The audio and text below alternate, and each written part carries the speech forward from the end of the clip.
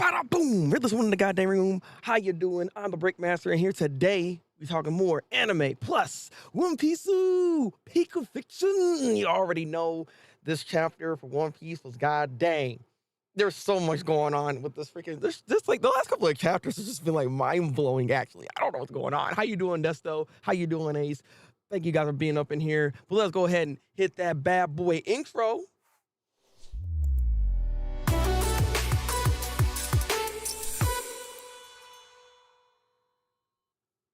But yeah, look, we gonna get to One Piece talk. One Piece talk will be a thing after we get done talking about the anime, because there's a lot to talk about with One Piece. There's a theory that I'm honestly 100% thinking this is actually true, what's going on right now.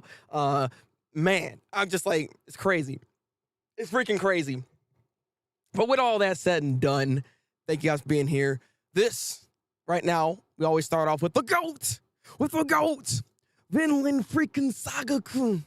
Vinland freaking Saga-kun. All right, this right here again is peak fiction. It just won't stop being good. I'm sorry. I know I seem like I'm a broken record, right? Because I keep doing this, right? Like this what happened with Blue Lock. Blue Lock just kept winning and just kept being great. You know what I'm saying? Vinland Saga right now is just that. How you doing, Fortune? Welcome in.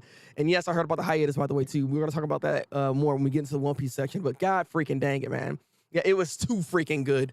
This episode, like again, Thorfinn, my man, he actually sounds exactly like his dad now. It's just like, bro, he sounds just like Torres. It was a beautiful freaking moment because they're just having this whole argument back and forth of like, Canute, what are you even trying to do exactly? And then Canute kind of like explains himself in this weird roundabout way, talking about because he's a king. I have control and rule over everything. Let me stop this water. Ha!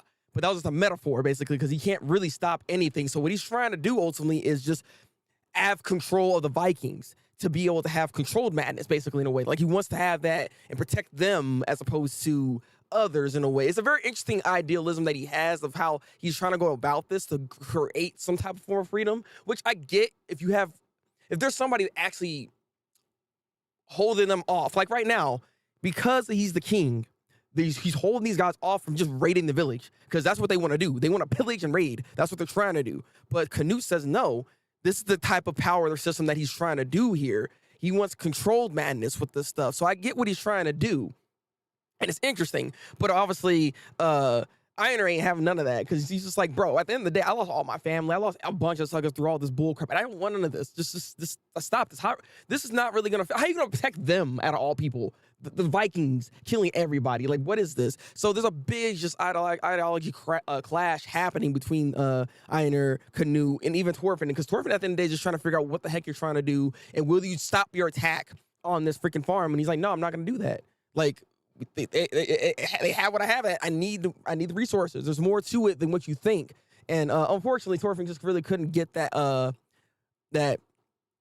argument out of it. But like I said, when he sounds like Tors, because at the end of the day, he said, I'm not looking at you as my enemy.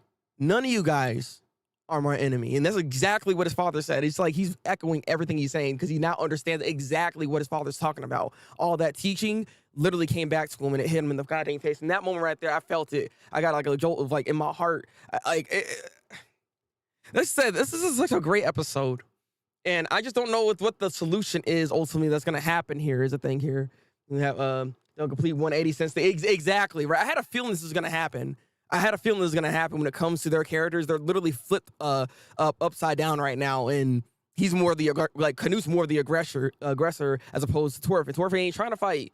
He's trying to find other solutions around this. Obviously, Snake trying to come back and he's like, what are you doing here? You shouldn't even do this. You should be getting out of here. Like, what?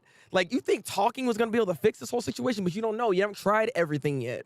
So it's just like, I don't know. It's an interesting way of trying to, like, create peace, obviously, right? He didn't throw out one punch the entire time against that guy that he had to take 100 blows. He did not hit him back because he could have won, but he didn't do that. He's not trying to fight. And it's just like, I understand, like, trying to be nonviolent, especially in this time, is very freaking difficult because all they know is violence. So to try to teach them something other than that is going to be a massive pushback. So I don't know if Thorfinn's going to be, if he's the one to be able to do this, if this is actually going to work for him, but I look forward to it. I've seen that have no enemy panel so many times. I'm glad I finally have. Yes. I'm glad you seen it. Then, like, said again, that moment right there was just that was amazing. That was amazing. This is a 9 out of 10 episode. Like, easily 9 out of 10. I'm just like, this show is just something else. I'm really just appreciating this type of like dialogue, this type of development for the characters. This is all just coming to be, and I'm loving this freaking show. This, God, Vinland Saga is such a great series, and people just need to be on this. They all need to watch this. 9 out of 10 for me. What would y'all rate this for Vinland Saga? Please tell me in the comment section. I would like to know what your thoughts are when it comes to Vinland Saga. But let's go ahead and actually move on to the next anime. All right, this was actually really nice. Another just really nice episode. Solid. I give it like another like 7.5, maybe 8. And I'm gonna give it 7.5. This is just a solid show. There's nothing wrong with this series, but it's just, we know where we're going here. This episode pretty much shows that the friend that Yamada has, yeah, she's not gonna get it. She's not gonna. She likes Yamada, but like there's nothing she can really do. What's her name? It's Momoka. No, that's not Momoka. That's not her name. I think I don't have her on the goddamn list. But that friend that she had, that Yamada has, she likes him, but she's afraid to fall in love with him because he might get hurt. But she's already hurt. She's already crying. And Yamada and Akane is already like becoming a thing at this freaking point, because Yamada took care of Akane the entire time. Akane was sick, as we saw for the last episode. So he did everything he could, brought her to the hospital because she was like just dying. So there's a lot of little just cute moments between those two. And I'm just sitting there like, bruh. Like freaking Akane didn't want Yamada to go after all that said and done. It was just like, holding on to him and stuff. Like, what is this? What is this? Look at this. This development is too strong. All right. I'm surprised they didn't kiss at that point. God dang it. Like, I don't know how long the show actually is. I don't know if it's like a 26 episode. No, it's 13 episodes. That's right there. It's 13 episodes. So we're getting close to the end here. Relationships, they gotta go. They gotta get together. Like, let's go. Connect, please. Like, education connection. Like, let's go. We're done here. We're done here. Like, I'm sorry about that friend. That friend didn't even have that much development. She was just barely there as it is. So, I don't feel that bad for her. I mean, I feel bad, but not in the same way. Because, like, come on. Like, you see what's going on here. You see the connection. You better go find somebody else. Maybe that friend you're talking to right now, he might be a piece of meat that you won't. Go and check that out instead. Yamada got somebody at this point. 7.5 out of 10. This I like the show. Tell me your thoughts on this. I'm curious. What are your thoughts on Yamada-kun, Level 99? This show's nice. It's just a nice show for all the death and craziness to be going on within the season. So this was nice. Let's move on though. I don't think manga is still going, so I think they would get together by the end of season 1. Okay, good, great, amazing. That's what I need to hear. How you doing, Zaya? How you doing? Welcome in. Now, we are in the Mashle territory. I just watched this episode today, and I mean, Mashle's just, again, another solid show, just another solid series. It never really disappoints. MASH doesn't disappoint. It's just funny how this thing got set up, though, because this is clear shonen 101 tactics. This is how you get a tournament arc in a way. It's shonen 101, guys. This is shonen 101, because obviously everybody now has a fight that they got to go and deal with. It's funny how this whole thing happened. Let me make sure I actually have the character names here so I'm not mispronouncing people's names here. Okay, so this episode has Lemon get caught up with all this bull crap that's going on for, trying to be the top dorm and getting these symbols and all that stuff. You know the deal, right? So Lemon got caught up in all this whole thing. Before that, though, she actually made this like stuffed like cream puff doll thing for MASH. It's like, if anything ever happens, just think about me. I'm over here. Hee. So they had that whole conversation go on there, right? She got caught. She's a doll now. And that was a whole trap to get his whole crew. His whole crew's there. So Finn, Lance, and Dot are all there together.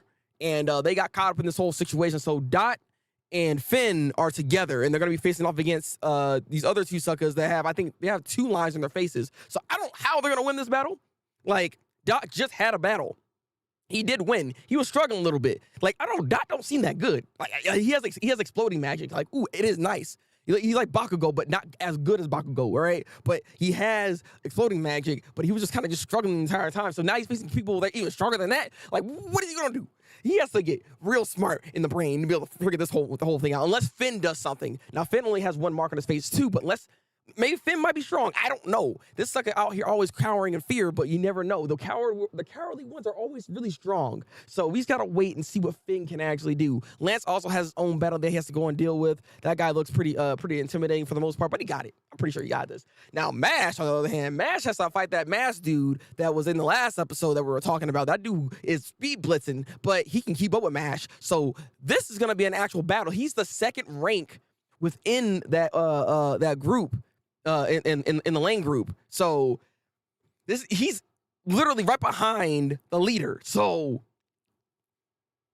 this is looking, I'm concerned a little bit for Mash. Now, yes, Mash is strong, don't get me wrong, but he ain't invincible. So I don't know.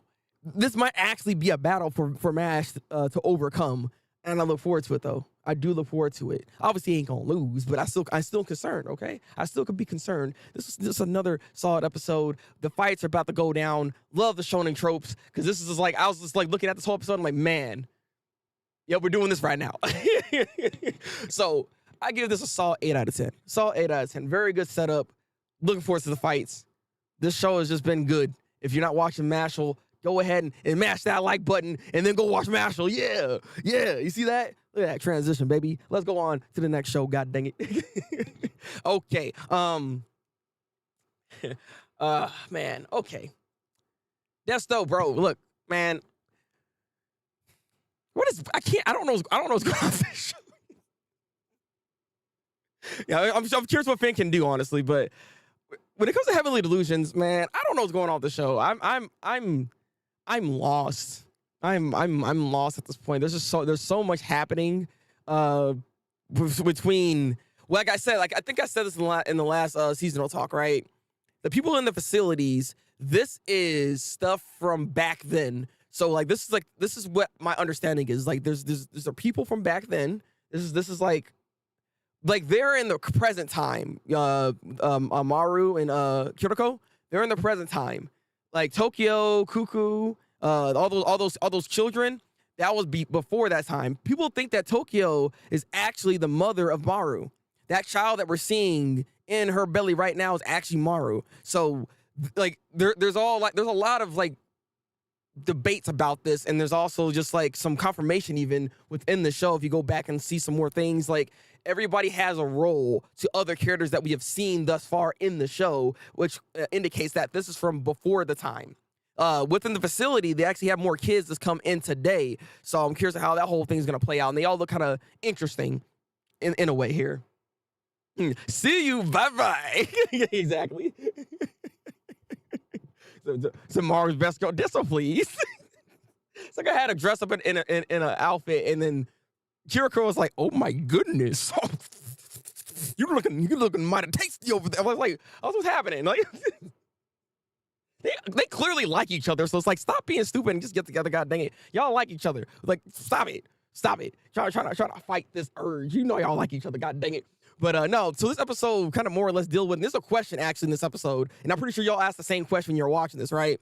Because with that guy that says, "See you, bye." Yeah, that dude, apparently that whole facility, like with the women, like putting all these men in like one little section in the area and all that bull crap. And if they're born a woman, they get to stay in the area that they're at. If they're not, then and they're not, then the boy got to be over there. Like it's a whole thing. You know the whole story. That story is actually true, apparently.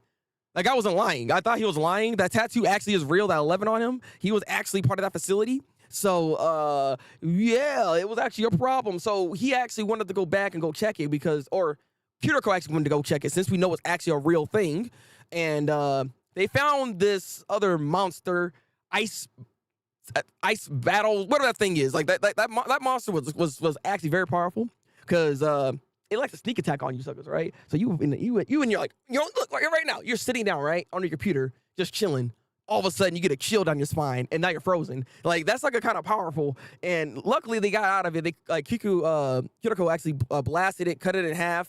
And later on, we kind of find out that like that baby, because they found his baby. His baby's still alive, surprisingly enough. But this baby actually has that demon inside of him. He has that frozen ability demon in him. So they were trying to escape that power, right? So Kiriko took the baby and was running away, and she's like, I can't get away from this. Why am I freezing? What's happening? Maru figured it out, threw that baby to the side, like, that baby getting you, bro. You gotta let it go. Again, the question with all this said and done, because that's the guy's baby, right? I understand that, that's a child and everything, but that child ain't right. Like, that child ain't right. That child ain't right. That child gonna kill you. So they're about to leave. The baby's still alive and everything. Like, I'm not saying not to kill the child, right? I'm not saying that, but at the same time, it's like, what if it acts up again? Like, what are you supposed to do? Like, I was confused because, like, why is it still, like, what's, you know what I mean? Like, this is not good. Granted, that kind of rectified a lot of that situation because the dude, the City Bye sucker, killed this sucker here. This person apparently was the reason that his mother, his wife died, I think is what it was, right? So he wanted to get revenge on this man. So he slit that man's throat and then left the freaking facility, the area that they're in anyways. And now he's gone with his baby. So yeah, like I said, there's a lot going on with this show. It's just like, bro, what is happening? Like, god dang. And the ending was wild. I was like, what?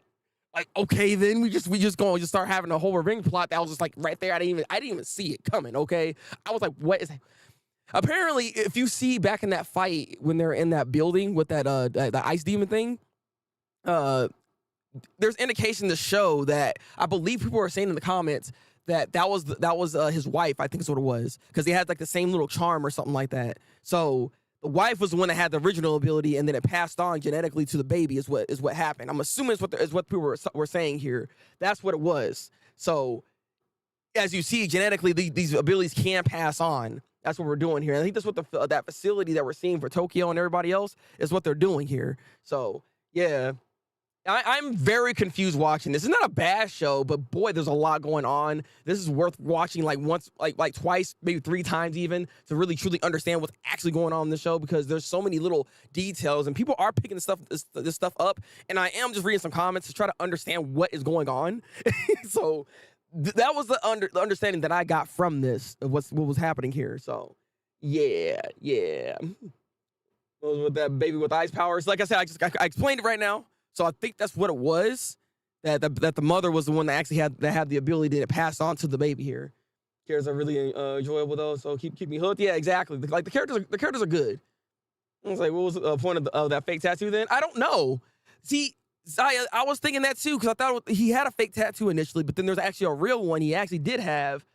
So why even lie? I don't understand what was going on there. Like, there's still some weird story beats. That's why it's hard for me to follow this, because even when watching this, I don't know how y'all feel about this, but every time I go into an episode, I feel like I missed something, because it just like it already inserts you into like a moment, and it doesn't really follow through from what we've seen from last week's episode. It just puts you in something all of a sudden, and I have to keep going back the episode before to make sure I didn't miss anything. So I'm like, did I miss something? Because it's like, was there some end credits that I didn't see, or what's going on? It's like it's not connected in that kind of way, so it throws me off every time I try to watch the show. And I'm just doing the best I can, trying to understand it. This is my understanding of what the show is all about. I don't know what you guys think about it. If you guys have more theories, if you guys know a little bit more than I do, please tell me what's going on, because I want to know. I want to know. Okay, I'll give this episode like maybe, because it was an enjoyable episode. It was an enjoyable episode. I'm going to give it a 7.5 out of 10, though. I'm going to give it a 7.5 out of 10. Not quite an 8. It's still good. Don't get me wrong, but not quite an 8. I'll give it a 7.5 out of 10. But I am enjoying this. So with that said, what would y'all rate this? Please tell me. Now you're trying to theorize the show, just enjoying the ride. I was like, I don't know, but I'm here. He's like, it's just on the boat. Look, I'm with you, Desto. I'm with you. I want to understand a little bit, so I'm not just so confused. You know what I mean? Because because I know there's gonna be a big turn, right? There's gonna be a big turn towards the end, and we're gonna be like, oh, right. But like people that don't understand, they're just gonna be sitting there like, what's going on? You know what I mean? Like, you can't just. It's gonna hurt. So I'm just trying to understand just a little bit, so then I can understand when it all comes together. I'm like, yeah, baby, I actually understand a little bit. You know, that's what I'm trying to do. All right. But tell me your rating for this week's episode. Let's go on and move on to the next show here. I didn't know I was going to talk this much about this show, to be honest with you. So let's move on, though. And here we go. Hell's Paradise. This show right here did it again. This one right here did it again. Gabi Maru, the GOAT. God dang it. Going to be a massive cliffhanger at the end of the season, I bet. Please don't say that to me. I mean, the manga is kind of more like longer than I anticipated, but Look, don't say that to me. Don't say that to me. All right, that's still. Come on, man. Come on. But Hell's freaking Paradise. All right, this show right here, man. Okay. Again, Gabimaru the GOAT. Call that man. No, he ain't hollow. Call him Gabimaru the GOAT, because that sucker out here was throwing hands. He was throwing hands. Like, bro, that fight was insane. Now, again, why are these suckers just out there? Like, they just keep running into them. They are too powerful. They don't die. And it's like, bro, like, what? And what's crazy, too, within that fight, right? Like, Gabimaru was doing his thing. But that monster thing he was fighting, it had another form. And it's like, bro, what do you mean another form? Like, we just, like, I don't know. Like, I don't understand why they're supposed to defeat these guys. Because I thought his aesthetic flames would be the reason to be able to, like, stop the regeneration and stuff like that. But that didn't happen. The regeneration was still working even despite the flames happening. So I guess the flames don't work in that way. Because it seems like, from what I'm understanding at this point, when it comes to their powers, they can get worn out. So basically, it's about how long can you last facing off against them and how much damage output you can put to them. The more damage you do, it's almost like, you know what? This reminds me of Fullmetal Alchemist, Brotherhood more so. Because Brotherhood, when it comes to the 7 deadly sins, right? From lust, gluttony, and all them, they are immortal, but if you give them enough damage, they will die. This reminds me that's what's going on here. Yeah, Lord Tenson is terrifying, exactly. But like, when it comes to that, I think that's what's going on here. They can only regenerate for so long. So if you do enough damage to them, you can potentially kill them. That's what it seems like is going on here. And they actually have to keep constantly drinking the fountain of youth, basically, of life. I mean, the fountain of life, because they have these cups. So they're all like, it's like an organization. They're all together. They were complaining about why you in this state. You had to go to your final form and you almost die. Like, bro, what happened to you? How you let this human get you like this? Drink this goddamn water, you freaking son of a gun. And you drunk the water, so now she's back to that state, or they're back to that state. And now he has a grudge. This person has a grudge. Like, nah, I'm going to fight this. This guy gotta die, because I can't believe I kept my hands. I don't remember. What is this? How do I get whooped by a human? Like, what?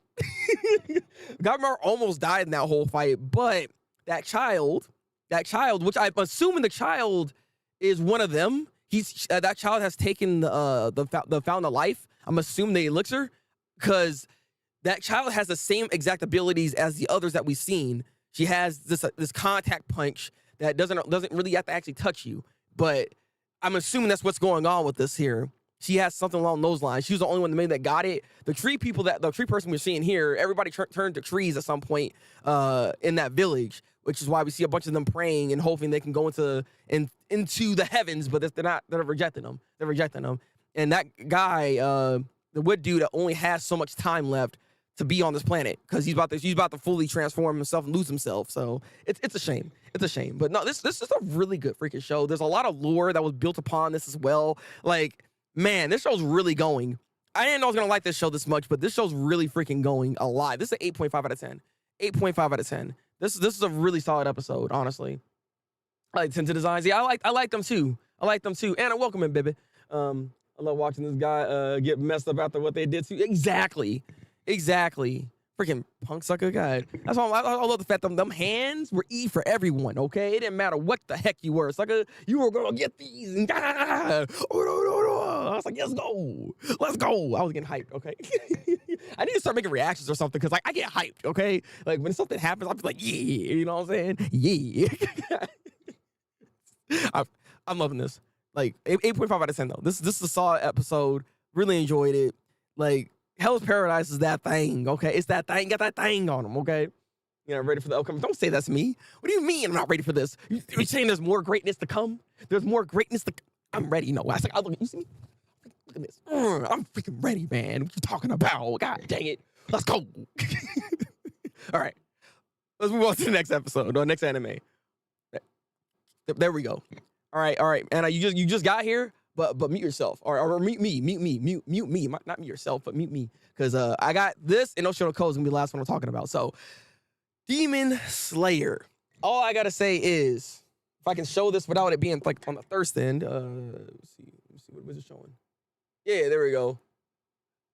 Finally, all right. Finally. Finally. That's all I'm gonna do, all right? Missouri, I thank God she's finally here, because that's like, come on now. Like, Tanjiro's doing the best he can, but he is just not enough. And so she finally came in and came with the help, and by God, she is very strong. Tokiko is strong, right? But like, she's just plowing through these freaking dragon arms and all. She don't care what's happening. She's just taking them out with ease. I'm just like, what is going on? Is she like stronger than all the other Hashiras, or like, what's going on here? Because she's very powerful. I like to see that though, because she's coming in there with a smile. Took Tanjiro, because Tanjiro almost died. Like, that's like, it was like, I can't. I got swallowed up by the dragon. I can't. I'm struggling. I'm struggling.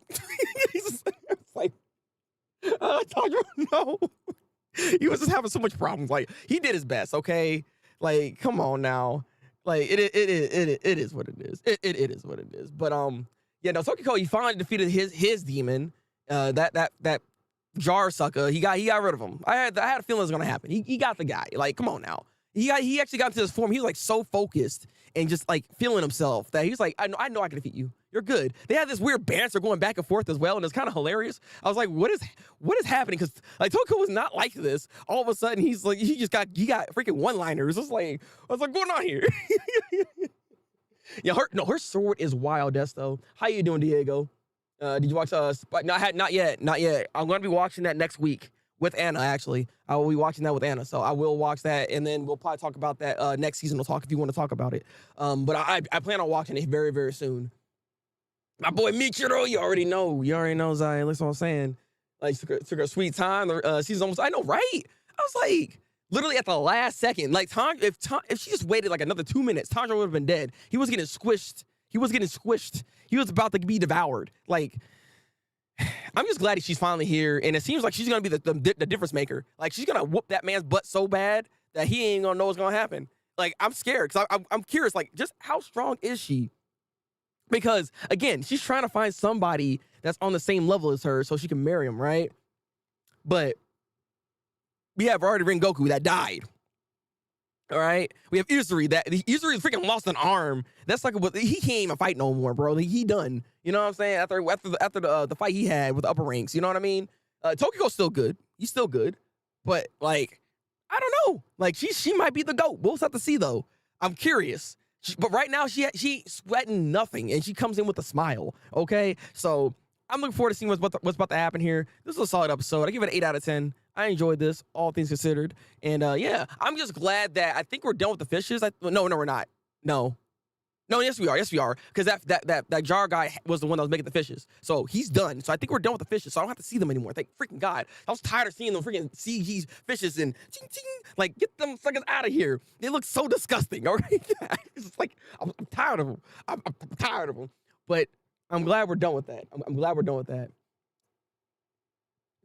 Emotional. Yeah, exactly. Right. I was not expecting that either. I was like, what is happening? Like, what's going on here? Like, I'm saying, I'm tired of seeing those fish. That fish animation is bad. It doesn't even blend in. Yes, that's so. Uzuri said, I'm done. I'm retiring with my 3 wives, and we just gonna live our life, because god dang. All right, that battle was too much. I can't even blame him. But like I said, 8 out of 10 for this episode. Let's get on to the last episode here, the last show, which is Oshino Ko. It's a Mino Sano Shino. That's serious. I don't know what I'm saying, all right? It's art. And it's not art. Zaya, stop lying to me. Okay, so with Oshino Ko, this is more of another setup episode. So even though I'm enjoying it, I can't give like a super high rating, because it just, yeah. I felt that week hiatus. I did too. I felt the hiatus a little too strong. That went in Hell's Paradise. I was like, man, the hiatus got me. I didn't like that hiatus. And it's just like, the next episode here was like, okay, she's doing a really good job. All right. She's kind of creeping me out a little bit, okay? I don't know how she got that kind of ability to just be like, yeah, Akane. Like, she just got the ability to just become somebody like it's nothing. And Aqua's sitting there like, oh my God, he's, my idol, so he has the same aura. He was literally blushing. Like, they're asking, like, oh, Do you actually like her now? And he's like, shut up, Baka. I was like, God freaking dang it. got him. got him. So, no, then he acts. So here's the twist that happens in this episode. And I'm just like, Aqua, please, don't do this. Don't be a goon. Do not be a goon. So he did this whole thing so he can get information on like more what's going on with Aihoshi, because he doesn't know much about his mother. So he wants to know more about her. And so, with the director, he's like, all right, you did your side of the deal. I'll do mine. We'll have dinner next week, and we'll talk about who she dated and all that good stuff. All the juicy stuff you want, it'll happen. But what he's trying to do too is because Akane can become somebody, he can't become her. He said, wait a goddamn minute. I might have to get with this girl. The fact that she can figure it out, like she actually even said, I kind of said this, I believe I had secret children. And he said, what? How you know? Huh? Oh yeah, how you know? It's like, how you know this? So I was like, bro.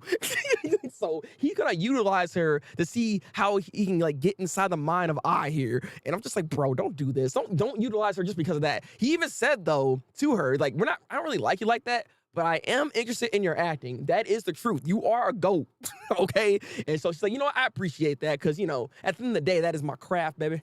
This is my craft, baby. So they're going to do like this work relationship thing for the time being because they did get together at the end of the show that they're on. So they're going to have this whole thing set up. But will Aqua actually like create feelings for her? Like, will something actually happen?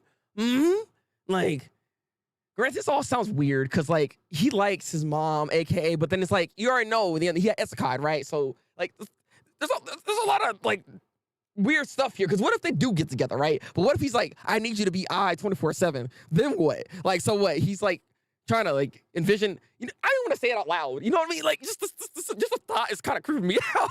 Just like I gotta stop. He gotta stop. Look. Kono's over there. Kono's over there. Go mess with her. She likes you. Okay. She's actually sad that she ended up Akane and Aqua got together in the show. She's like, how dare you, Baka? Why you going with her all of a sudden? God dang, I thought you didn't like anybody. Because she was asking questions like, how do you feel about the people over there? Who you like? What's your thoughts? How you doing? Big Konet, she's just trying to find all this, but it's just like, he ultimately said, I don't really have no feelings, but then does that in the show, and she's like, you freaking lie to me. Yeah. So it's a mess. It is a mess. At the end of this episode, though, what's super interesting is Mimi. She's like, oh, man, I'm sad that the show's not here no more. I guess I'm just gonna have to, keep doing my YouTube thing or whatever the case is. I do kind of want to be an idol at some point. There was one point in time I wish I could have, but I didn't do it. And so Aqua's like, I mean, you can work with Strawberry Productions. We are looking for more people, you know what I'm saying? And she's like, nay, do what you say. So she now is gonna be a part of the goddamn crew, and now we have the trio in action. This is gonna be nice. I would like to see how this whole thing plays out. She looks good. She'll fit in this whole situation. So I'm looking forward to it. This is a good episode. This is a good episode. Kind of deserve better. Like, yeah, she deserves way better. Dante, welcome in, brother. Let's go with me. Exactly. The shipping war has officially begun. Exactly, Desto. Look, let's talk about shipping for real quick, right? I don't really want Aqua to go with Akane. Now, there is some dynamic there, but at the same time, again, I don't want him to be like, this is my kink. I need her to act out suckers. You know what I'm saying? Like, it's just, the thought of it all sounds disgusting, all right? Or disturbing, not disgusting, disturbing, okay? It's just like, bro, Uncle Love, the other one with red hair. Yeah, I mean, we'll see about that, all right? We'll see about that, fortunate. I was kind of obsessed with his relationship with yes! Kinda? What you mean, kinda? You mean absolutely, absolutely sus. He is getting kicked out on the sus bus, okay? Like, where's that thing? Among Us, like, he's gone, okay? Get this guy out of here. It's weird. He was a grown adult in his old life, and it would be weird if he got together with Akane. That's what I'm saying. That's what I'm saying, fortunate. That's what I'm like, it just, and again, and I know that he only ended up really liking her and having an interest in her in that sense, or at least having an interest in her, right? Because of her acting like to a T. It bothered him so much that he started blushing. He said, dang, that's my love right there. God, she had the star eyes, everything. Both of them things. When it's good school with me, immediately go and play base. Hey, look, sometimes playing catch can be a very good date. I might have to utilize that trick. All right. Like, I know Anna can't hear me right now, but Anna, we're gonna play ball. Kana does seem most likely. I hope so. I like Kana. Kana's nice. Like, they need to get together. Like, they known each other for a while now, and it's just like she's finally there. She needs to make her move though. She's gonna lose on Aqua if she doesn't start making some moves to make that stuff happen, you know? So we need that to happen here. But overall, this is a solid episode. I get this one like an 8 out of 10. It's another setup episode because I think next week's episode is about to get lit.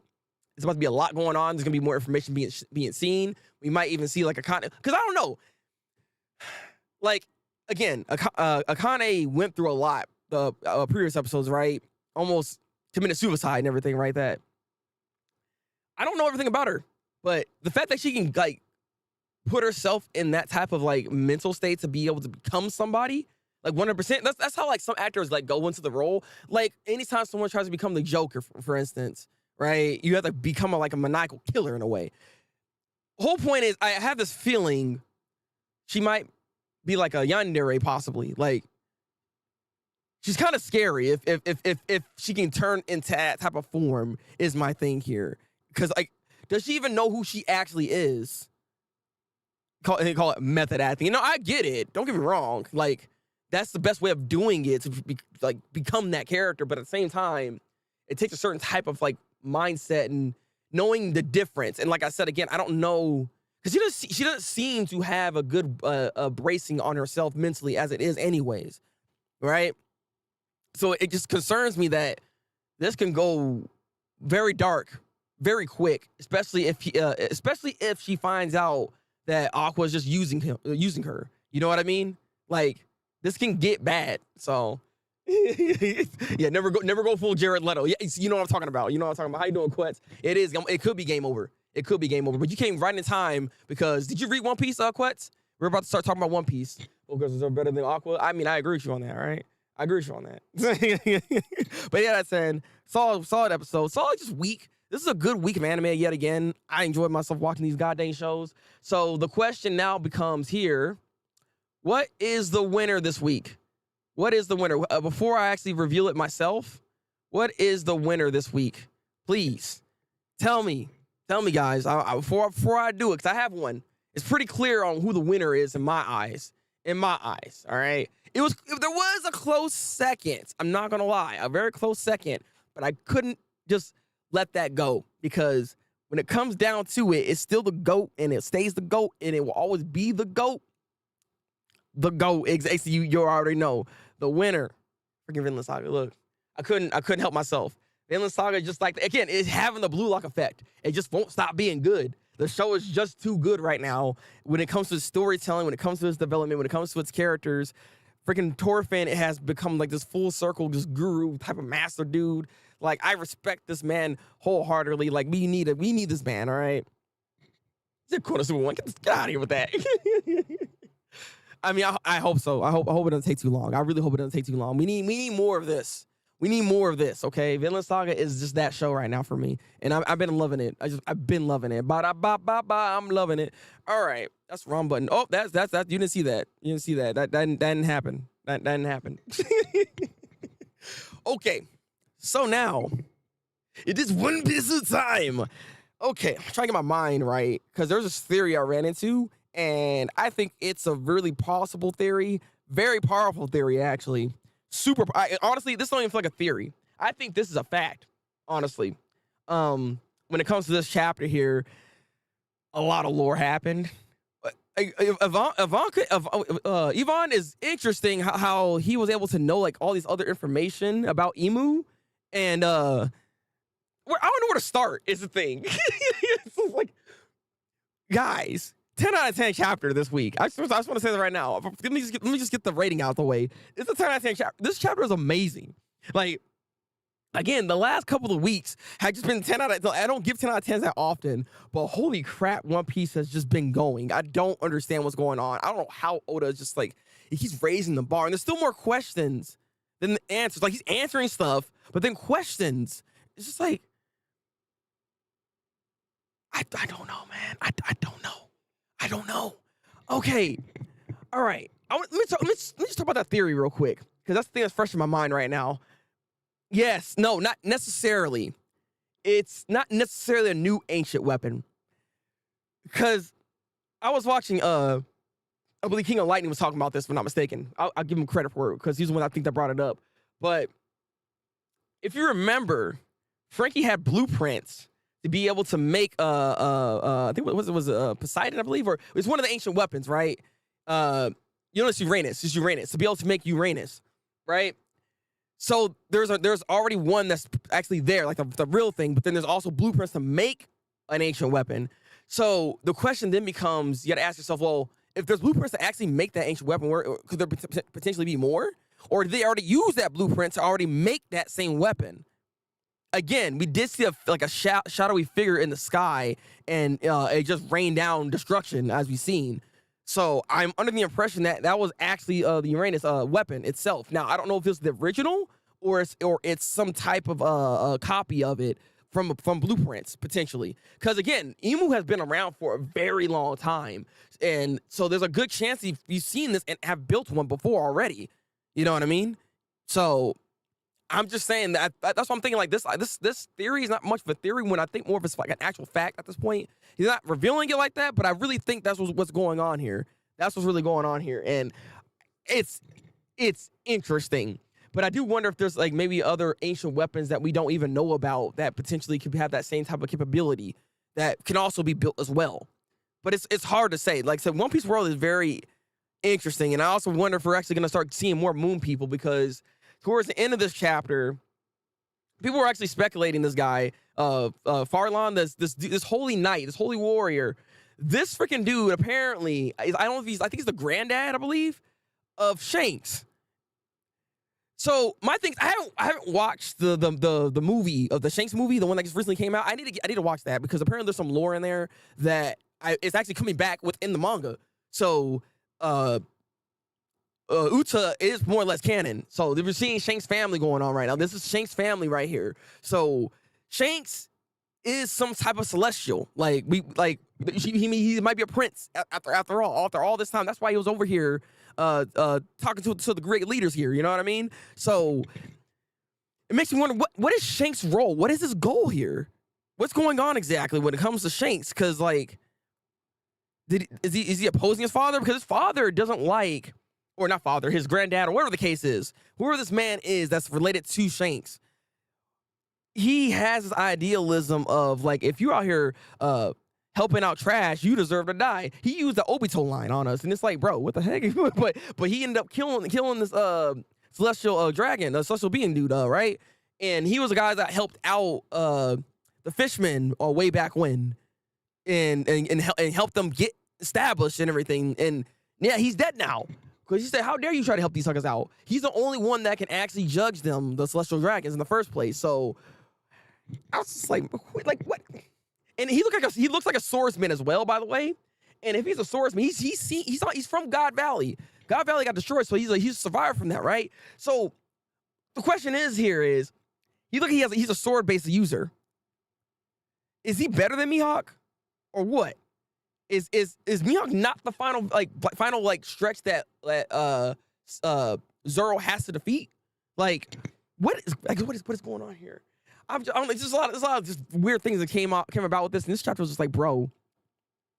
Yes, we need that God Valley flashback soon with Roger and Garber. Yes, we do. We need to see more about God Valley with everything that actually happened at that time. I mean, he's been giving us lore heaven, so there's a high chance we're gonna probably get that potentially soon. Maybe I know for a fact that we're gonna have to go back to Luffy and the rest of them at some point here soon. We've been veering off away from them a little too long. I'm not gonna lie. Also, can we give props to freaking to Sabo, sad D boy? All right, give that man props. Like, round of applause to him. This man out here doing his goddamn thing. He survived that whole altercation. He tried to actually take out the leaders like himself. It's like, what is this man doing? This man wild as heck. But round of applause to that man. Like I said, it's like Sabo is the GOAT right now. Sabo is the GOAT. So I do wonder what Dragon's next move is actually going to be when it comes to what is the next step here, right? You know, we already see the Alabaster's king dead here. How much does Vivi actually know? Did Vivi actually read that note? Like I said this last week, but did she actually read that note? Like, how much does she know? Warple knows everything. He's seen it all. I'm hoping Warple does give her the lowdown on what actually happened to the whole thing, the whole altercation, to give her more insight to be able to help her make her next move. But her best bet is to try to find the Straw Hats and be over there with them. That way she has actual true protection, because right now, Emu wants her. Emu's like, nah, we need to make sure we get Vivi, because like she gotta go. So this is all just like, man, Emu's making moves. He's making a lot of moves. Okay, he's the one altercating, showcasing his power right now, and showing that he can wipe out freaking countries with ease. Like he's a problem.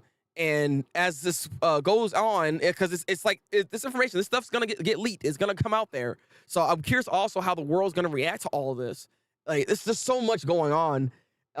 One Piece is just like I said, he's on a 10 out of 10 train.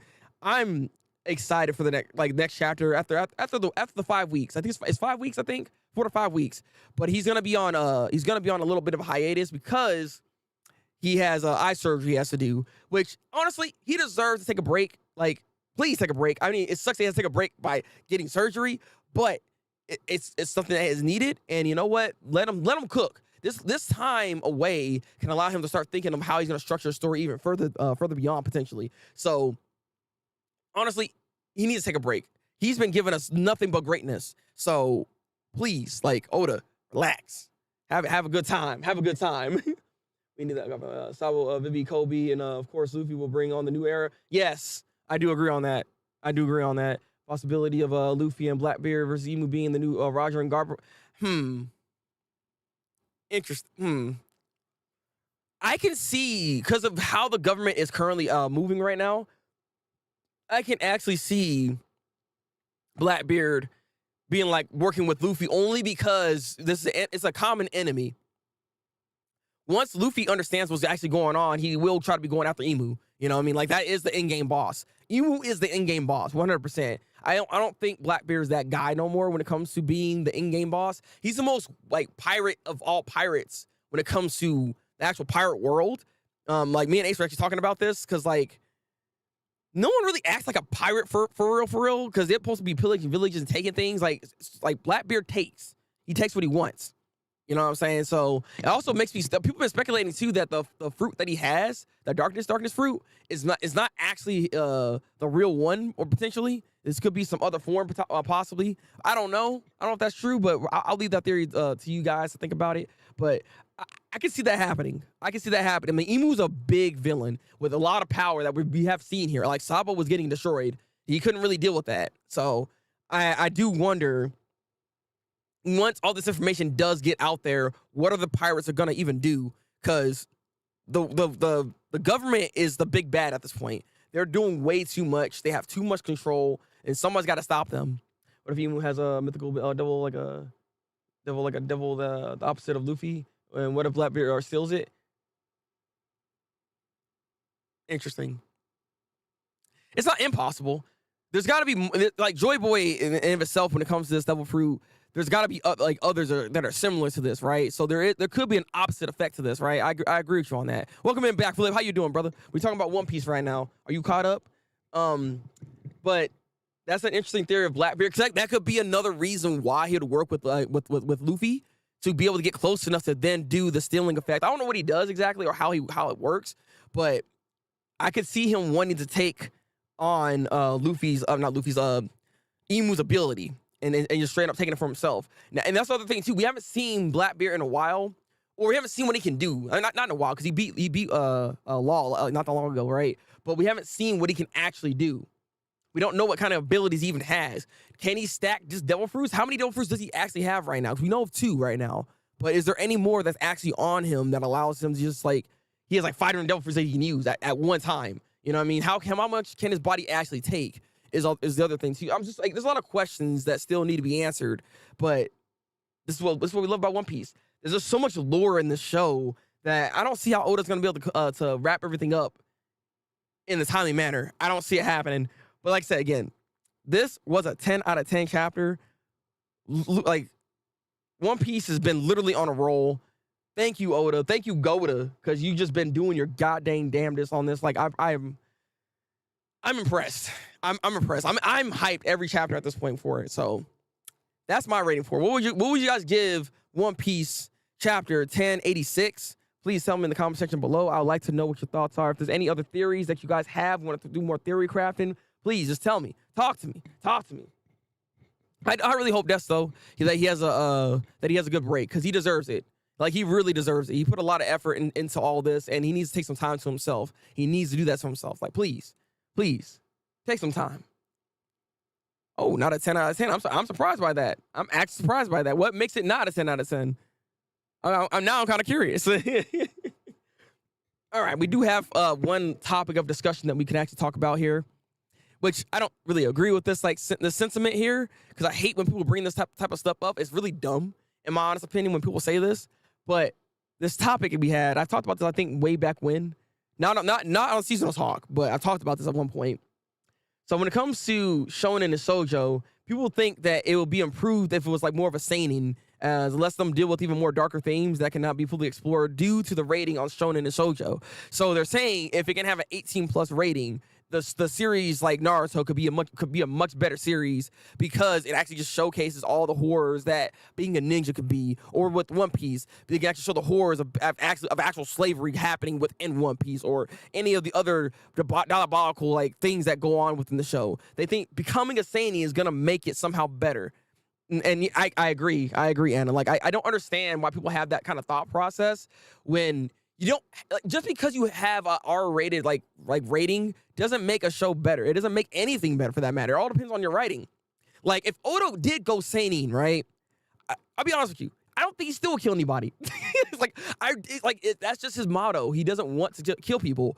But if it wasn't seinen, he probably wouldn't kill people like that. We might just see a little bit more gore. We could actually see more of the horrors, like I said, maybe of like the actual slavery, even though we do see that in One Piece. It's not like we don't see how bad it can be, but it's like it can get worse than that. Like Berserk, for instance, is a great example. Look at Casca. If you know a Berserk and you know Casca, you know what I'm talking about. What Griffin did to Casca, we didn't have to see that, but when it's seinen, you can see all that, and I don't want to see that. Sometimes applied danger can be more effective than actually showcasing what the danger even is. You know what I mean? It's like you don't always have to actually have it just for, like, you know what I mean? Like, you don't have to see all that gore and just foolery. Like, I don't understand why people think that is gonna somehow make something better. It's unnecessary. When you know how to write a story and you know how to write and pace it correctly, when those big moments do happen, implying it still works just as effective as when you're not seeing it, is my thing. Hell's Paradise is rated R Naruto. But see, there's not even much of a difference between Hell's Paradise and Naruto when it comes to its actual action and blood and all that. It's not like suckers didn't have holes in their body. Like, you know what I mean? Like, it's not like there isn't actual gore and death and stuff, like, especially with Naruto. Naruto has a lot of death. Like, one instance I can think of it right now, Tsunade got cut in half. She got cut in half by freaking Madara. She was half the woman she was for a minute. You know what I mean? Like, there's literal just like actual decapitation happening. Same thing with Bleach.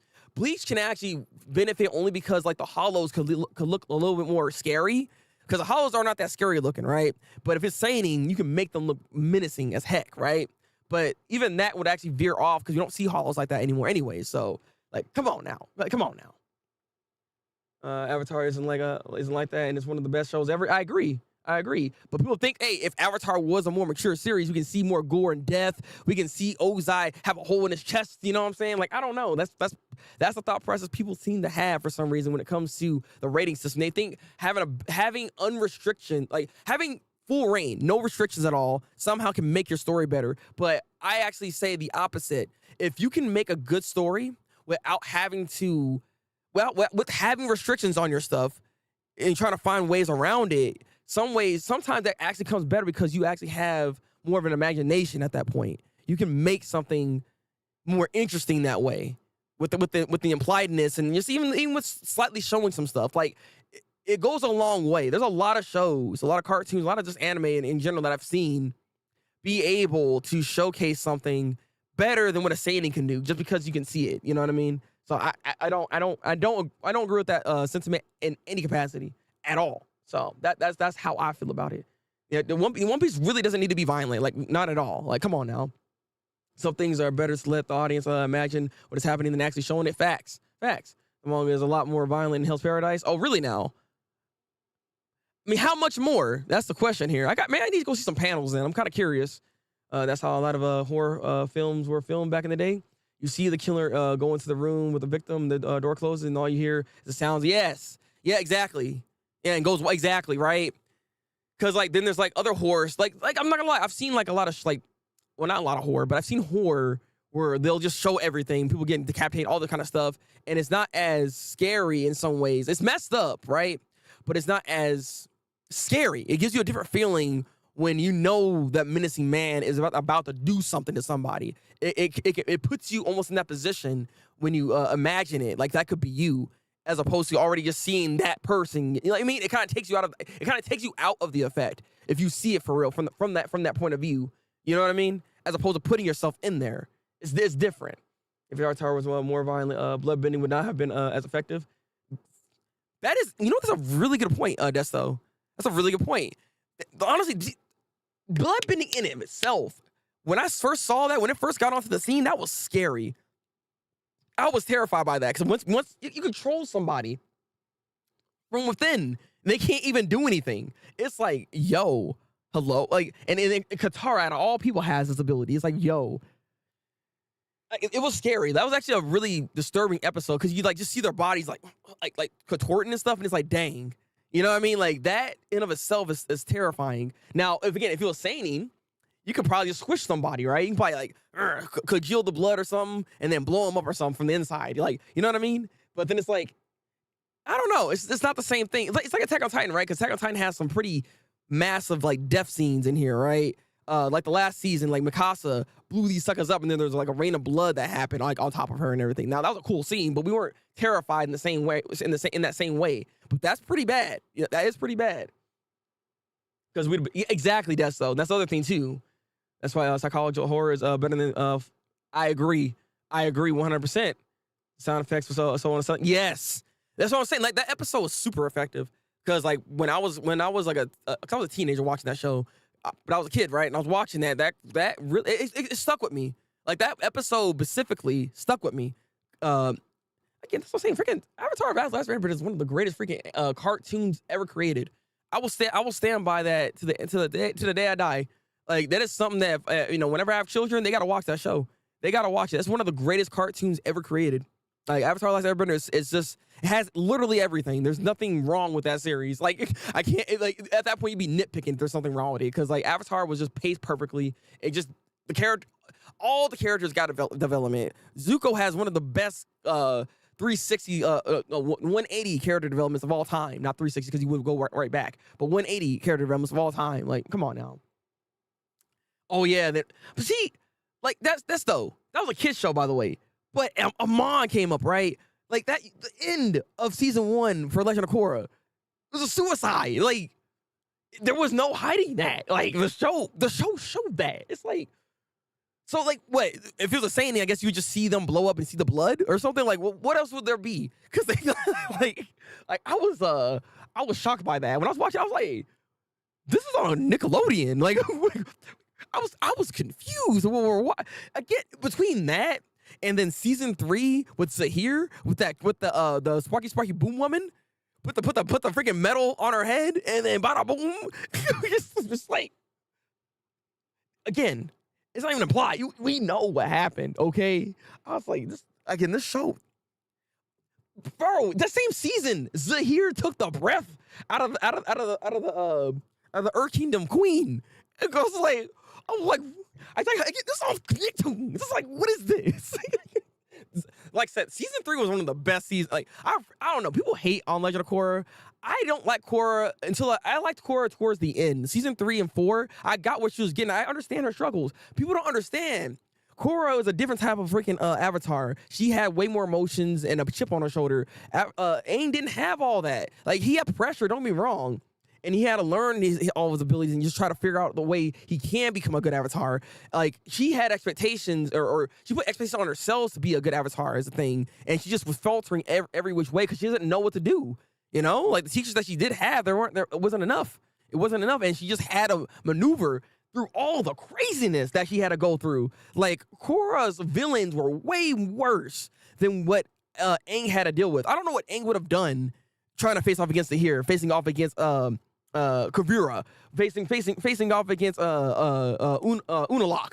You know what I mean? Like, it's like Amon. Like, I mean, honestly, that Amon thing would be interesting because they would actually have an actual back and forth. That would have been a better situation because, like, season 1 dropped the ball where Korra didn't have an actual argument to go against what Amon's whole thing was about.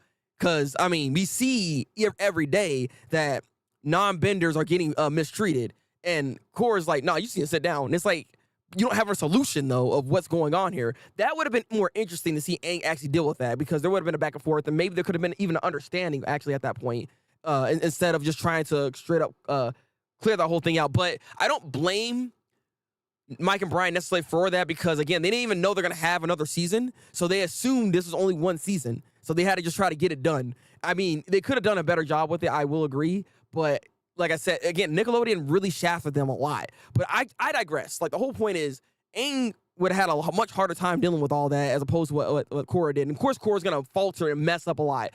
Anybody would. Like, come on now. That's like, it's stupid to have that argument because they didn't really watch the show then. Like, they don't really understand everything that was actually going on there because there was just too much happening. They got letting the spirits out, which you thought it was a good idea, but it wasn't. Like, come on. God. So when Die Right on screen was Earth Queen, I mean, yes. That and the Sparky Boom Woman, all right? He took a breath away, like, God. And then Nicktoons show off TV and on the, yeah, exactly. They said, wait, a guy, whoa, what we doing? This is a kid show. Why should on Nicktoons? Wait, whoa, buddy. Whoa, Mike and Brian, what's wrong with y'all? The third Queen episode of the show went online only. I mean, that look, again, I was shocked when that happened. I was like, this is a kid show. I mean, honestly, I always thought, I'm not gonna lie, in the back of my mind when I was watching the show, I always said, why can't airbenders fly? And why can't airbender just take the air out of somebody? I always said it to myself. So when Zahir actually did both, I was like, hey, yo. It's like, I was like, he's doing what I was thinking. Okay. Yeah, Amon needed another season. There needed to be 2 seasons there to really actually dive deeper into that whole issue in the first place. Hate that all of disappeared immediately after the season. Yeah, exactly. That's the other thing too. I mean, well, yeah, like with Amon's section, that made no sense because even if Amon's not there, the issue is still there. Like, that should have still been resolved even within season 2. That could have been something they still could have talked about and then try to figure out how to fix, as opposed to just literally ignoring it. Because that was bad writing on their part when it came to that. I don't think any of the other villains like problems were really ignored at that point because, again, Unalaq was the grandfather or something like that. But the whole point is that went into the whole spirit stuff in the first place, which that spirit stuff went into season 3, and that's when Zahir and everybody came about and were doing their thing and everything like that. So, like, those villains they got their just dues, and Kavira is the same way. So, like, they did a good job. It's like Amon's the only one out of the villains that really got the ball dropped heavily. So I wish they took more time with that. The Equalists were never properly dealt with. It was like, hey, yeah, exactly. And I've been impressed and everything okay now. It's like, no, what? Like, exactly. Like, how are you just gonna? Like I said, that crap annoyed me. When I went to season 2, I was always wondering if that was gonna be something. I even said that when I was reviewing the show at that time, because again, I know a lot about Avatar's world, which is why I like talking about it and reviewing it because I'm a big fan of it. I've watched the show multiple times. I own it at this point. So. Yeah, the things you think about. Look, Anna, have you not thought about that? Come on now. Could have at least been a background thing. Exactly. Or her uncle. Uncle, thank you. That's what it was. Zahir deserved 3 seasons. I mean, Zahir was the best villain.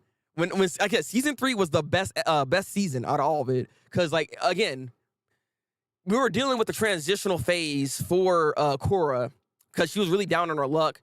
And she ended up getting poisoned, so it really messed up everything. Like, she was going through so much stuff, and then we have this all-knowing Zahir type of guy giving her wisdom in some cases, even as well. And then we also got the I think it was season. I don't know if it's no. It was season 3. We have the introduction of Iroh giving information in console to Korra. So like, you know what I mean? Like that season just by itself just had so much good stuff in there. We have Bolin getting lava abilities and stuff like that. It was just like a lot of stuff was really starting to going full circle. We got past a lot of that love stuff. We started seeing the developments between Korra and Asami and everything too. So it's just like all that coming together. It's like. Again, that season was great. As I say, I think he did. I'm not sure. I can't remember if Iroh was in season 3 or season 2. I know he was in season 3 though. He was still there. He did, I think, 2 appearances, and then that was pretty much it, if I'm not mistaken. Let me see. Just the flying part. Oh, we'll see. Look, I mean, you got to think about it, Anna. You got to think about it. When it comes to the air bending, it's like it's air. We breathe air. You come on. That's like the first thought you think about. Like, could they just take the air out of you? Like, come on. There's nothing wrong with me thinking that, right? At least Asami got a resolution with her dad. That's about the only consequences of season 1. I agree. Yeah, at least there was that. There was that. That's true. That is true. Thank God there was. See, I can always talk about Avatar, bro. I love the show. I love the show a lot. All right, and I still will always say that. Even though Legend of Korra has its missteps, it's still a good show overall. Like, I give it like an 8 out of 10, maybe, all things considered. It does a lot of good things, and there's a lot of good development within the show for what it had to deal with. Because I do put that into my rating. Because it's not really fair knowing the kind of struggles it had when it comes to its development. Because Nickelodeon was being stupid and they weren't certain if they wanted to keep this going or not. I don't know why they were being done like this. It made no sense to me. That was one of your breadwinners right there. It's like that could have been your SpongeBob. I know it's not SpongeBob, but the world's so vast. We could do so much with Avatar that we can literally spin this off to so many different avatars. We can go back to Juan even and have a whole season for him. It's like it doesn't make sense why they decided, you know what? No, we're gonna be stupid with this. We're gonna put you on at this time. We're gonna put you on at that time. We're gonna put a delay here real quick. It's like you almost wanted it to fail for some reason, but it never did because Avatar in of itself is like has such a strong fan base, and I'm part of it. That it's not gonna fail. We're gonna always watch this stuff because if the world is that good and is that vast that it's worth investing our time in. You know what I mean? And I just hate the fact that. That's part of the reason why I have to put that in the rating because they messed up the show through and through the whole way. Because this show could have been so much more if it was given more time and better management. Honestly, I can talk about Avatar all day. I hope the new shows are good. Same desk though. I will be talking about that at some point in time. We might even have just an Avatar discussion like stream potentially. I don't know. We'll see. I'm super big on Avatar though, and I know the lore in the world about this. Like this is something I still have a lot of information on. I love talking about it. So as you see, I still remember everybody's names and stuff like that. So it's just like I know I know quite a bit. So we got to do this. Our juniors in season 1, OG Iroh season 3. Yeah, okay, there it is. Okay, yeah. See, okay, I was right then. Okay, it was season 3. So I don't think it was I know season 2, that was the opening of the spirit world. That's what Unlock and everything that happened here with the darkening light with Rava and everybody else, you know what I mean? So I remember that being the opening for it, and that's why we were able to then go into the spirit world. Yes, because season 3, she was actually trying to connect with the spirit, and she went into the spirit realm because of Zahir, actually, is the thing here. And that's when she ended up seeing Iroh. So I remember now. Yeah, there it is. I remember now. Will Michael Bryan have complete critical? Please, I really hope so. Like, stop. That's why I'm scared about the new Avatar series that's supposed to be on Netflix because they took him off the freaking thing for some reason. Like, I don't understand. I don't get it. Was it season 2? I believe it was season 3 because I know we've seen him in season 3. Because season 3, like I said, is the one where the spirit world is open, and that allowed like Zahir and all that stuff to even get these abilities in the first place. So that was the direct conflict with that is the thing here. I believe it's season 3. I'll double check. Just to make sure. I want to be right. There's a theory that Nick did that because the show was more popular with adults than kids, and since they're a kids network, they wanted to squash it. You know what? I can't even say like that's stupid. I mean, it is dumb. It reminds me of what what Cartoon Network was doing. Like Cartoon Network, not with adults, but with their female audience. with the women, with like the kid, like the children audience. When it comes to the girls, right? They make up more of what they watch, or what, like the percentage, right? It was like 60 or something like that for girls, and then like 40% for like boys. They didn't like that percentage because they want the shows to be geared more towards boys for some reason. So like they don't care, like they cared about that so much that they were sabotaging series and stuff like that. Yeah, they did with Teen Titans. It's like, I don't understand that concept. Do you not want money though? Like, yeah. Samurai Jack too. That's why they squashed it and never came back. And then it came out way later on Adult Swim because it's actually more of an adult show. So that's why they decided to go that route. And it's just like, you didn't really have to do all that. You like, kids will watch it too. I don't understand. Like, I don't know. I don't understand that thought process. I understand it's a kids network and all that, but if you got adults, you got whoever's watching it,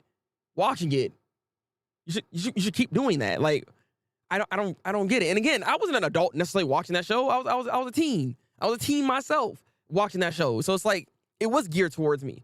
I don't understand. It's like, I don't understand that concept. That was dumb as heck that they thought that was the right move to do. Like, I don't get it. I don't get it. Like I said, like Nickelodeon. That's why these networks don't work that well. That's why right now they're in this position where nobody's watching anything. All they're watching is Teen Titan Go and maybe SpongeBob, right? That's the only two shows for Nicktoons and for Cartoon Network that's even working right now. Everything else is like, what is that? Like, you know what I mean? That's why the networks they're dying, because like they're mismanaging their stuff and it makes no sense. You should be a product for everybody if you can. It's a family network at the end of the day. You got to remember that. That's the weird thing that they forget. Like, that's a family network. And if you have adults watching that, they also can buy your products and buy kids their products and get the kids to watch the show. Like, I don't know. Like I said, it's dumb. Like I said, management all the time when it comes to people, like, I don't get it. I don't get it. That because there's still the misconception that cartoons are just for kids. And I don't understand that. There's actually this thing I saw on Twitter not that long ago that you bring this up. That there's this girl saying, "Oh, I can't date no man that still watches like anime and all that crap." Like, grow out of it, or not anime. Playing video games. Like, video games are so for children and everything. Like, what are you doing? Like, why are you playing that? But she knows GTA is an adult game, but she still thinks that playing games is for children. It's like, what are you talking about? Like, yeah, you're gonna have some trouble in the dating pool because like a lot of guys like to play games. Okay, there's nothing wrong with playing games now. It shouldn't consume your entire life. But like, what are we doing? Like, it's like that concept is always stupid to me. At the end of the day, like what you like.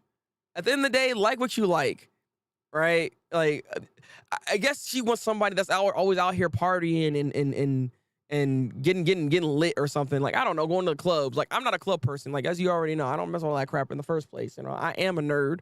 I am into the otaku culture and all that stuff. Like, I don't care. That's me. That's what I do. I've always been like this. It's never changed.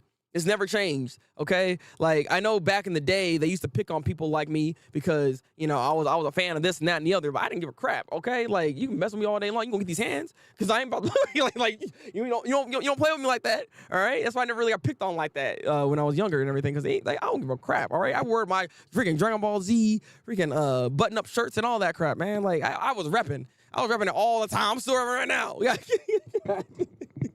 Because I like what I like, and I'm gonna like what I like regardless of like who thinks of what they want to say. Because like at the end of the day, if I don't know you like that, like if you're just some stranger telling me, "Oh, why you like that stuff?" You think I don't give a crap what you think. Like you can say whatever. I'm gonna bypass that because I don't care what you think. And more people need to have that kind of mentality because like you shouldn't have to worry what other people even think about you because obviously they got something wrong with you, wrong with themselves, to why they want to project that onto you all of a sudden. That's the thing here. All right. That's the thing. A lot of that becomes its own projection that they wish they could do or be more outgoing in that sense to like what they like, but they're scared to even have that kind of like concept to be out there like that in the first place. They're scared. All right. That misconception drives me nuts. Remember when Boss Baby won an Oscar over a Silent Voice?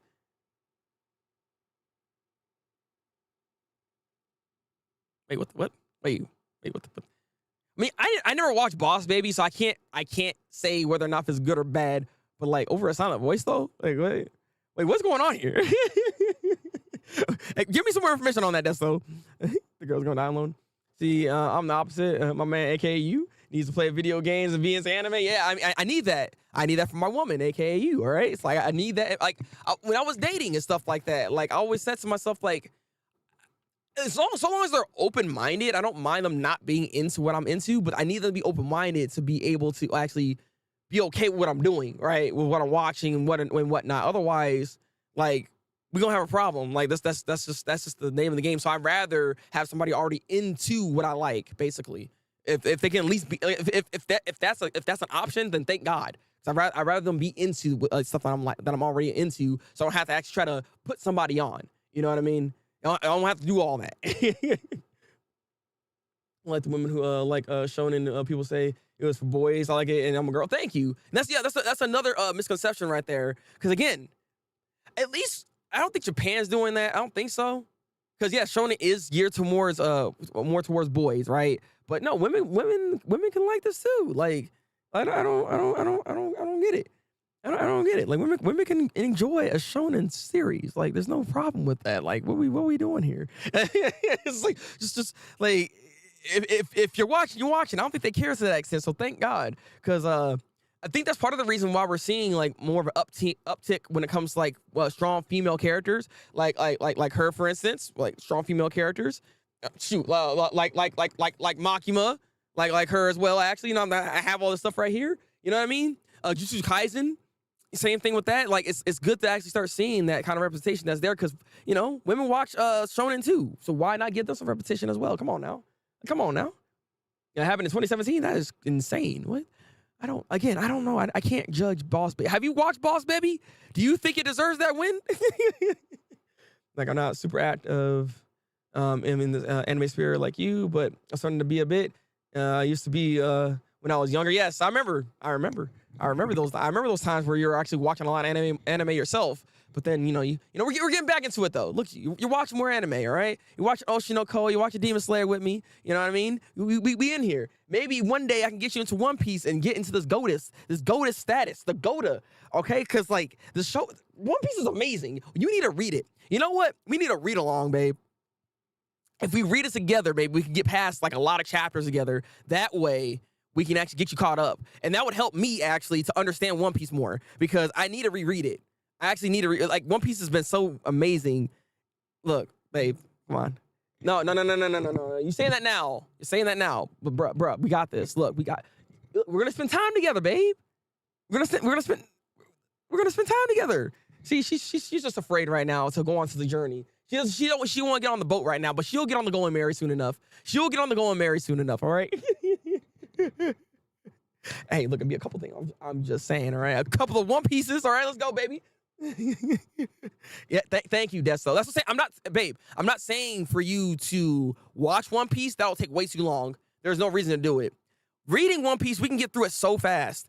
I'm telling you, you'll get through it really quickly. You'll be surprised how much you can actually read in one sitting. Okay, like just give us some time. We'll talk about this later. All right. All right, guys. With that said and done, this concludes seasonal talk. All right. This concludes seasonal talk. Thank you guys for being here. I got a trip I gotta get my stuff together for. So that being said, there's only gonna be one stream, and it's gonna be on Tuesday. I have set a day for it. I will give you more information on that stream. So follow me on my social medias like Instagram, or if you're in my Discord, be sure to be in that. I will have like a graphic and stuff like that to show what we're actually going to be doing for Tuesday's stream. It's another special type of stream here, and recommendations are also necessary. You'll know why when that actually comes to be. But please be there for it. It's going to be fun. It might even be a long one. We'll see what happens, but it's going to be a fun stream nonetheless. But Tuesday, over on twitch.tv/Thabreakmaster, over on Twitch, we'll be doing that. You know what? There actually might be. Yes. No, there will be, actually. There will be. There still will be a change. I know I'm on a trip, but I can muster up some time for that. A Chainsaw Man only takes about 30 minutes. When it comes to my reactions, to then talking about it, only takes about 30 minutes or less. So even though I'm on a trip, I can make that happen. I've done this before. So, no, Chainsaw Man's still gonna happen. I almost forgot about that. No, I can still do that. So we'll have that stream as well on the YouTube channel. And we'll still have seasonal talk on Thursday as well. Thursday will still be a thing here. I will. It's gonna be awkward because I'm gonna have to use my different. It's gonna be a different setup, obviously. but we're gonna make it work. We're gonna make it work. This is gonna be interesting to see how this works here. But again, we'll have that stream and on same day on Tuesday, I guess. Yeah, I realized that. We'll have the special stream on Twitch.tv/Thabreakmaster. So we got that. We got that going on here. And then on Thursday, Seasonal Talk will be back over here as well. Then we'll go back to our regular daily schedules of Monday, Tuesday, and Wednesday. And yeah, get back into Tears of the Kingdom. I'm probably gonna beat that game here soon. I've been playing it way too much. So that's everything I need to be saying here. If you guys could, real quick, like this if you haven't already. It helps with the algorithm to be able to push this stuff out, get more One Piece fans up in here to talk about One Piece with us, with the boys and the girls and everything in between. Yeah. With that said, yeah. Give me your ratings. Give me your thoughts. Put it in the comment section below. Drink goddamn water. Take goddamn vitamins. And I will see you when I see you, man. And it's always fun having you in here. It's always fun having you guys in here. I appreciate you guys being here and sticking around and having a conversation with me. Until then, people, though, break out through.